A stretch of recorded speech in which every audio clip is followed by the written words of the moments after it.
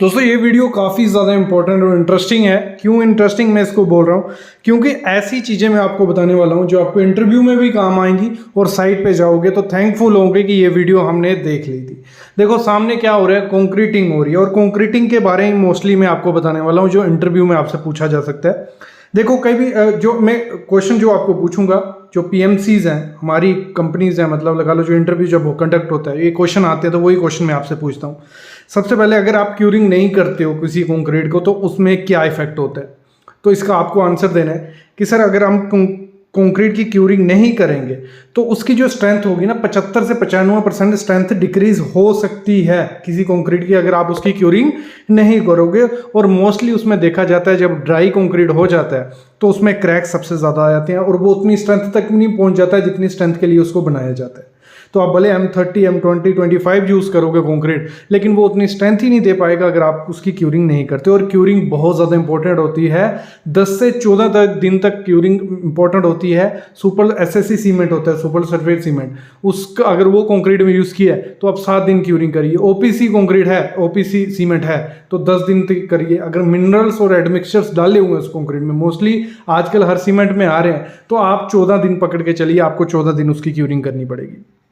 Next, cement के grade पूछ लिए थे, इसी दौरान आपका क्वेश्चन उसी में से निकल आता है कि सीमेंट के ग्रेड बताइए, तो आपको बता देना है 33, 43 और 53 ग्रेड हमारा होता है। ये स्ट्रेंथ बेसिस पे होता है। जैसे हमारा FE 415, FE 500 या M30 M20 ग्रेड होते हैं ना, किसी स्ट्रेंथ किसी चीज़ के कई टेंसाइल स्ट्रेंथ है, कईयों की कंप्रेसिव स्ट्रेंथ है, उसी हिसाब से सीमेंट की स्ट्रेंथ होती है 33 ग्रेड, 43 ग्रेड और 53 ग्रेड आपको देखने को मिलेगा।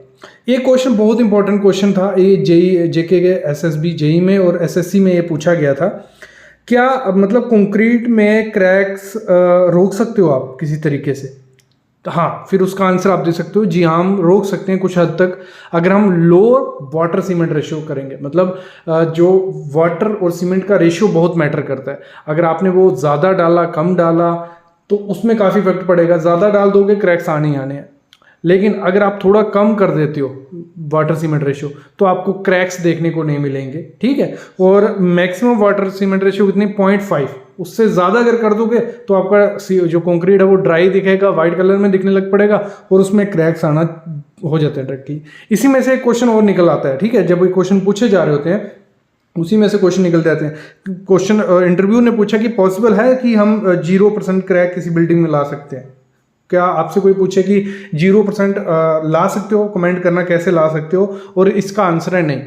आप कोई भी कुछ भी कर लो, आपके क्रैक्स आएंगे बिल्कुल, भले वो सेटलमेंट से आ रहे हैं, भले वो वाटर सीमेंट रेशो से आ रहे हैं या किसी कारण और से आ रहे हैं, लेकिन आपके बिल्डिंग में कुछ ना कुछ क्रैक्स आएंगे। 0% क्रैक्स कभी भी आप बिल्डिंग में नहीं ला सकते हो, ये होता है। तो आपके पास फिर से मौका है फ्री में वर्कशॉप करने की, तो अनअकैडमी वो आपके लिए पॉसिबल करवाया। जो पुरानी वर्कशॉप थी मैं ले आया था कि कैसे आप एक अच्छा सिविल इंजीनियर, एक साइड इंजीनियर बन सकते हो। आपकी IAS ने वो क्लास वर्कशॉप ली थी, जिन्होंने अच्छा किया कि उनका फीडबैक भी आप सामने देख रहे हो, आदिल शेख जी ने या सब ने अच्छा फीडबैक दिया। तो आपके पास फिर एक मौका है, इसको नाम दिया है स्किल कैप्सूल, आपके लिए लेके आए हैं। मैकेनिकल वाले इसको कर सकते हैं, मैकेनिकल इंजीनियर, ECE वाले कर सकते हैं, सिविल वाले कर सकते हैं। तो आपके पास मौका है बढ़ के आगे बढ़ने का।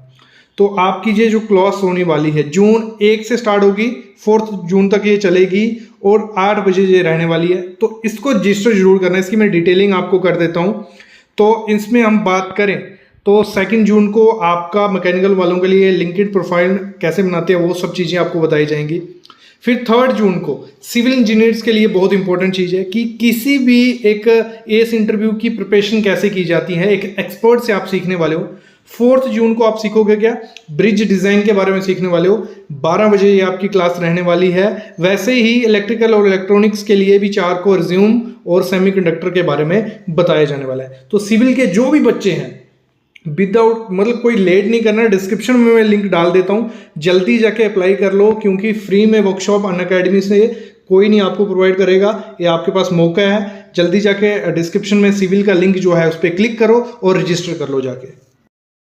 तो आपसे मैं पूछूं प्लास्टिक क्रैक्स, श्रिंकेज क्रैक्स आपके बारे में, उसके बारे में सुना ही होगा आपने, नहीं सुना होगा तो मैं पूछता हूँ, श्रिंकेज क्रैक्स किस कारणों से होते हैं, मतलब जो श्रिंक हो जाती है किसी चीज़ किस कारण से होती है। तो मोस्ट इम्पैक्ट जो क्रैक्स आते हैं ना वो सेटलमेंट या टेम्परेचर लॉसेस से, सीमेंट से, वाटर सीमेंट रेशो से आते हैं। तो सेटलमेंट तो अलग चीज़ आएगी। श्रिंकेज क्रैक्स मोस्टली देखे जाते हैं अगर वाटर सीमेंट रेशो ज़्यादा है, टेम्परेचर का इफेक्ट ज़्यादा है, एकदम से मॉइस्चर जो है लॉस होता जा रहा है, जहाँ क्या बोलते हैं सीमेंट कंटेंट ज़्यादा है, तो उस वजह से जो श्रिंकेज क्रैक्स हैं वो आपको देखने को मिलेंगे।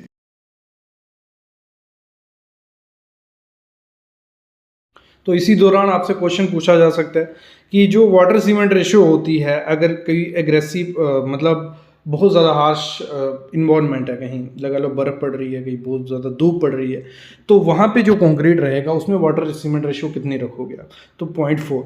तो एक अच्छी वाटर सीमेंट रेशियो पता कौन सी होती है, 0.4 से 0.45 तक रखिए, 5 तक नहीं चाहिए, 0.5 तक नहीं चाहिए, 0.4 वाटर रेशियो अगर आप रखते हो कंक्रीट में तो आप अच्छा कंक्रीट बना सकते हो। देखो इसमें समझते हैं हम लोग एक चीज़, जो मोस्टली कंक्रीट यूज़ किया जाता है पीसीसी M10, फिर 15, 20, 25 हमारा आरसीसी में आ गया, ठीक है।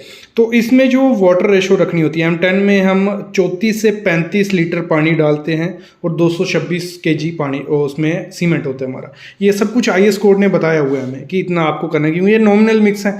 अगर डिज़ाइन मिक्स होंगे, डिज़ाइन मिक्स डिज़ाइन बनाने में थोड़ा पैसा लगता है, लेकिन जब डिज़ाइन मिक्स होते हैं वो सस्ते बहुत पड़ते हैं, क्योंकि हम मटेरियल के हिसाब से, लोकेशन के हिसाब से, इन्वायरमेंट के हिसाब से उसको डिज़ाइन करते हैं। लेकिन नॉमिनल मिक्स में फिक्स है, आपको M15 के लिए 29 से 32 लीटर पानी डालना है तो डालना है, और 313 केजी सीमेंट डालना है।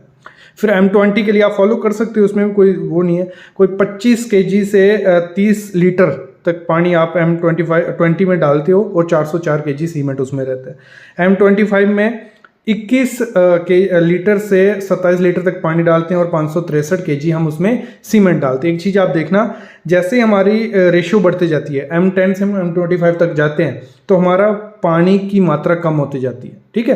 पानी हम कम करते जाते हैं क्योंकि हमें उधर स्ट्रेंथ चाहिए होती है, और डायरेक्ट यहाँ से हमारा आंसर क्या निकलता है कि जितनी वाटर सीमेंट रेशियो हम कम रखेंगे उतने क्रैक्स कम आएंगे, लेकिन स्ट्रेंथ भी कम होगी। जैसे हम वाटर कम कर देते हैं, सीमेंट ज़्यादा कर देते हैं, तो हमारी स्ट्रेंथ बढ़ने लग पड़ती है, लेकिन क्रैक्स के चांसेस काफ़ी ज़्यादा बढ़ जाते हैं। ये चीज़ें भी आपको एज ए सिविल इंजीनियर पता होनी चाहिए। तो ये बेसिक चीज़ें थी जो मैंने आपको बताई, जो आपको हेल्प करेंगी। कहाँ किसी इंटरव्यू में बैठोगे ना तो ये चीज़ें आपको काफ़ी काम आने वाली हैं।